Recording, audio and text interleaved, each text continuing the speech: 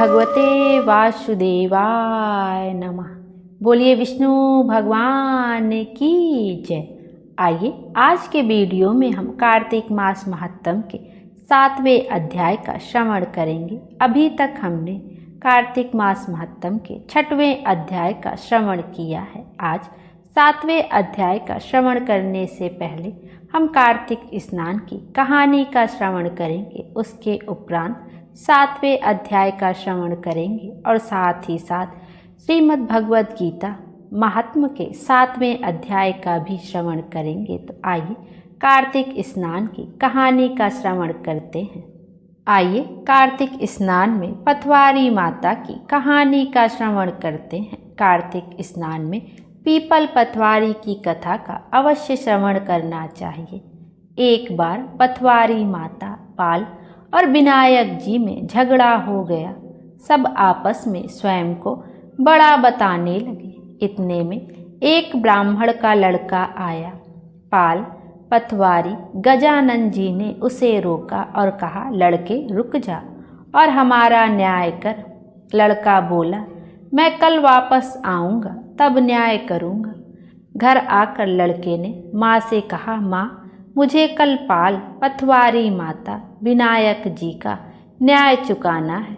तो माँ ने कहा, बेटा सबको बड़ा बता देना। दूसरे दिन लड़का वहाँ गया और बोला, पाल माता आप बड़ी हो, क्योंकि हर व्यक्ति आता है और स्नान ध्यान करके शुद्ध होकर जाता है और आप सबकी रक्षा करती हैं। हे पथवारी माता आप सबसे बड़ी हो, क्योंकि कितने भी तीर्थ धर्म ध्यान कर ले पर आपकी पूजा किए बिना उनका कार्य पूर्ण नहीं होता। आप जीवित को भी तारती हैं और मरने के बाद भी उद्धार करती हैं। पथवारी माता पथ की धारणी, इसलिए आप बड़ी हो। अब विनायक जी से लड़का बोला, सबसे पहले शुभ काम में आपको ही मनाया जाता है और आपको ध्याए बिना कोई काम सिद्ध नहीं होता, इसलिए आप बड़े हो। पाल माता, पथवारी माता, विनायक जी भगवान लड़के की चतुराई से प्रसन्न हो गए और बोले, लड़के तुमने तो हम सबको ही बड़ा कर दिया और उसको सुखी रहने का आशीर्वाद दिया और जौ के दाने उसके अंगोछे में डाल दिए। लड़का सोचने लगा, ये तो घाटे का सौदा रहा। सारा दिन खराब कर न्याय किया और इतने से जौ मिले। उदास मन से घर आंगर आकर अंगोछा एक कोने में डाल दिया। माँ ने अंगोछा उठाया तो उसमें से हीरे मोती बिखर गए। तो माँ बोली, बेटा न्याय करके क्या लाया है? लड़का बोला, माँ कोने में जो पड़ा है देख लो। माँ वहाँ गई, देखा हीरे मोती का ढेर लगा है। हीरे मोती जगमगा रहे हैं। माँ अत्यधिक प्रसन्न हो गई। माँ ने बेटे को बुलाया और कहा, बेटा आज तो पाल माता, पथवारी माता, विनायक जी भगवान हम पर प्रसन्न हुए हैं। माँ बेटे बहुत प्रसन्न हुए। हे भगवान, जैसा पाल माता, पथवारी माता, विनायक जी भगवान ने लड़के को दिया वैसा सबको देना। कहानी कहने सुनने हुंकारा भरने वाले को सुख समृद्धि धन धान्य देना। बोलो पथवारी माता की जय। याति पीपल पथवारी माता की कहानी। आइए अब कार्तिक मास महात्म के 7वें अध्याय का श्रवण करते हैं। इधर तो शिव जी और जलंधर में भयंकर युद्ध हो रहा था। उधर वृंदा ने स्वप्न में देखा कि उसका पति समस्त अंगों में तेल मलकर नंगे शरीर भैंसे पर सवार होकर प्रेतों के साथ दक्षिण दिशा की ओर जा रहा है। यह स्वप्न देख वृंदा अत्यंत चिंतित हुई। महल, अटारी, गौशाला तथा वाटिका आदि कहीं पर भी उसे चैन नहीं मिला। तब वह एक वन से दूसरे वन में जा पहुंची। वहां उसने सिंह जैसे मुख वाले 2 राक्षस देखे। उन्हें देख वह सहसा भयभीत हो गई और एकदम वहां से भाग खड़ी हुई। आगे जाकर उसने एक तपस्वी और उसके शिष्य को देखा और उनसे अपनी रक्षा की प्रार्थना की। विनय सुनकर मुनि ने कहा, एक हुंकार से उन राक्षसों को भगा दिया। वृंदा ने विनय पूर्वक मुनि से कहा, हे मुनि, मेरे पति जलंधर तथा महादेव जी में घोर युद्ध हो रहा है। उसमें विजय किसकी होगी, बताने की कृपा करें, क्योंकि आप सर्वज्ञ हैं। वृंदा के वचन सुनकर मुनि ने आकाश की ओर देखा। उसी समय 2 बंदरों ने आकर मुनि को प्रणाम किया और फिर मुनि का संकेत पाकर वे दोनों बंदर वहां से चले गए। पुनः थोड़ी देर बाद वे दोनों बंदर आकाश की ओर से आए और उन्होंने जलंधर दैत्य का सिर तथा धड़ लाकर पटक दिया। वृंदा अपने पति के मृत शरीर को देखकर अत्यंत दुखी हुई और विलाप करती हुई पृथ्वी पर मूर्छित होकर गिर पड़ी। मुनि ने अपने कमंडल से वृंदा पर जल छिड़का तो उसमें कुछ चैतन्यता आई। तब वह पुनः विलाप करती हुई मुनि से कहने लगी, हे मुनि, जिसने देव, गंधर्व एवं विष्णु सहित तीनों लोकों पर विजय प्राप्त की थी, वह शिव के हाथ से कैसे मारा गया? आप सामर्थ्यवान हैं, अतएव किसी प्रकार मेरे पति को फिर से जीवित कर दीजिए। तब मुनि कहने लगे, हे भद्रे, शिव जी के हाथ मारे हुए को जीवित करना असंभव है, परंतु फिर भी हम तुम पर कृपा करके इसको जीवित किए देते हैं। इतना कहकर मुनि अंतर्ध्यान हो गए और जलंधर जीवित होकर वृंदा के साथ प्रेमालाप करता हुआ आलिंगनबद्ध हो गया। वह शव जलंधर का नहीं था, वरन जलंधर के वेश में भगवान विष्णु थे। वृंदा जलंधर वेशधारी विष्णु के साथ उस वन में रमण करती रही।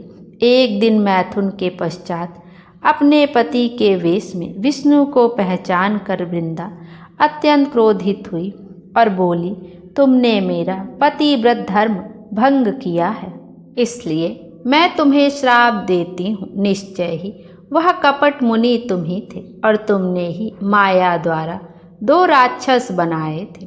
कालांतर में वे दोनों राक्षस तुम्हारी स्त्री का अपहरण करेंगे और जो तुम्हारा शिष्य था वही बंदर रूप धरकर तुम्हारी सहायता करेगा। तुमने छल किया है, अतः तुम इसी समय पत्थर के हो जाओ। इतनी कथा सुनाने के बाद नारद जी ने महाराज पृथु को बतलाया, हे राजन, भगवान विष्णु ने देवताओं तथा अपने भक्तों की रक्षा के लिए पतिव्रता वृंदा का शील भंग किया था, इसलिए मन ही मन वे अत्यंत दुखी थे। उन्होंने वृंदा से कहा, हे वृंदे, तुम्हारे श्राप को ग्रहण करते हुए मैं अवश्य शिला रूप हो जाऊंगा, परंतु तुम भी वृक्ष रूप होकर मुझको प्राप्त होगी।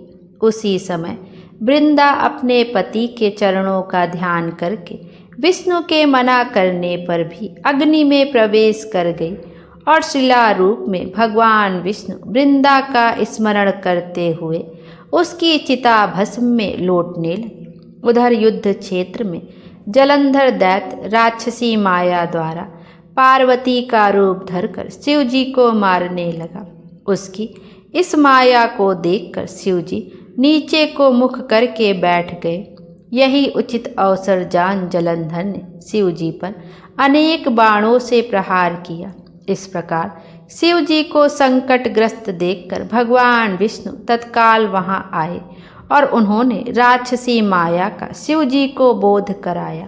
तब सचेत होकर शिव जी ने अत्यंत वेग से दैत्यों पर भयंकर बाण वर्षा प्रारंभ कर दी, जिससे भयभीत होकर शुंभ व निशुंभ भी युद्ध क्षेत्र से भाग खड़े हुए। तब शिव जी ने उनको श्राप देते हुए कहा, क्योंकि तुम युद्ध क्षेत्र से भागे हो, इसीलिए पार्वती के हाथ से मारे जाओगे। इधर वृंदा का पतिव्रत धर्म भंग हो जाने से जलंधर का बल समाप्त हो गया था और भगवान विष्णु ने सुदर्शन चक्र अपने तेज सहित शिव जी को दे दिया। तब शिव जी ने विष्णु तेज के साथ अपना और ऋषियों के तप तथा पतिव्रता स्त्रियों का तेज मिलाकर जलंधर दैत्य पर छोड़ दिया। सुदर्शन चक्र के प्रहार से जलंधर का सिर कटकर भूमि पर गिर पड़ा।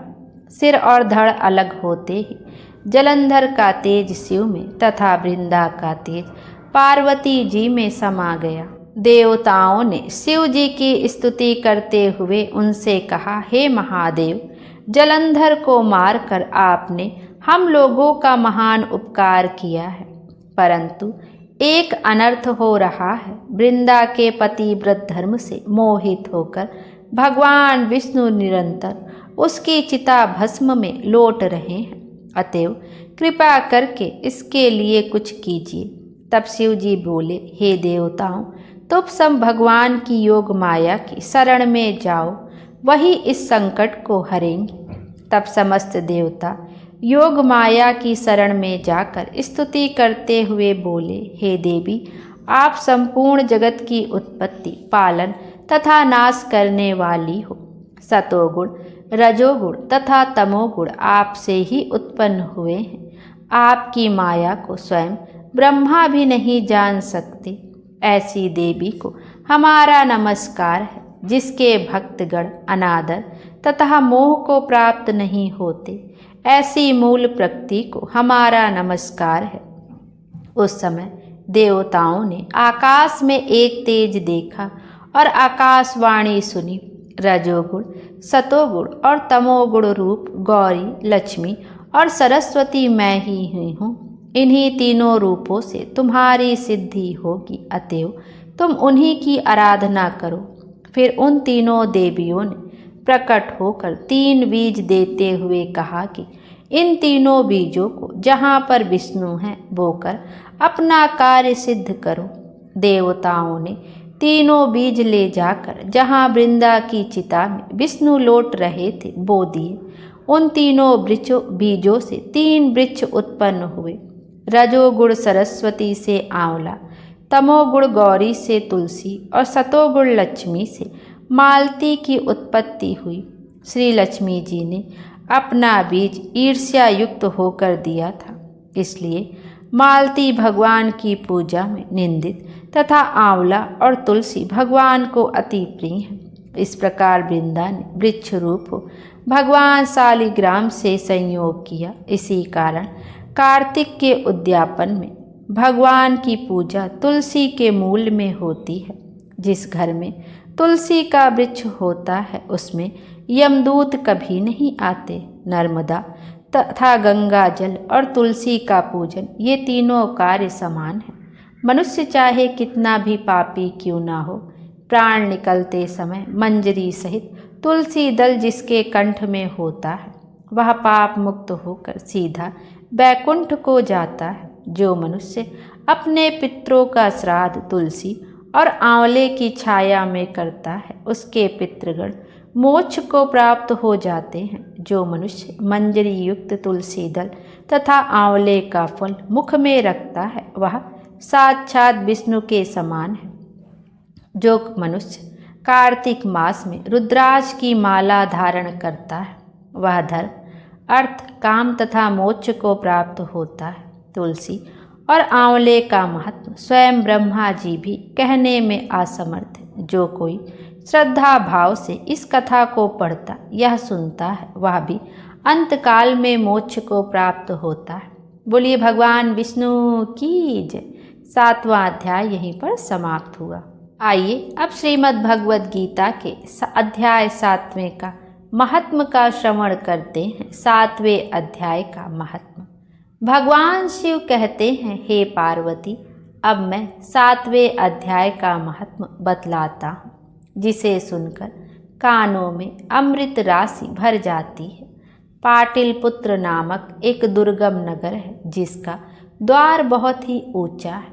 उस नगर में शंकुकर्ण नामक एक ब्राह्मण रहता था। उसने वैश्य वृत्ति का आश्रय लेकर बहुत धन कमाया, किंतु ना तो कभी पितरों का तर्पण किया और ना देवताओं का पूजन ही किया। वह धनोपार्जन में तत्पर होकर राजाओं को ही भोज दिया करता था।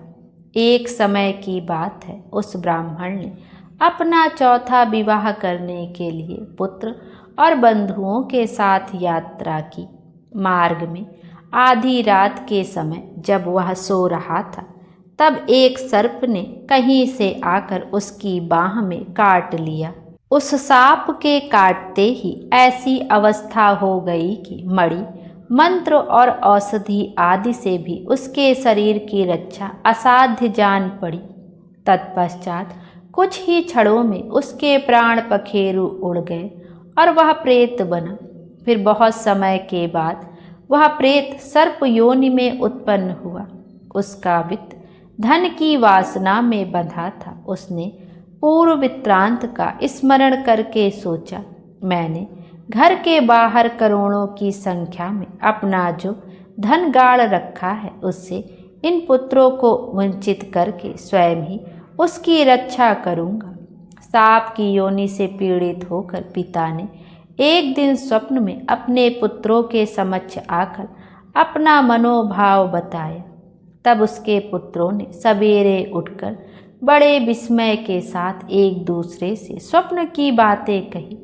उनमें से मंझला पुत्र कुदाल हाथ में लिए घर से निकला और जहाँ उसके पिता सर्प योनि धारण करके रहते थे, उस स्थान पर गया।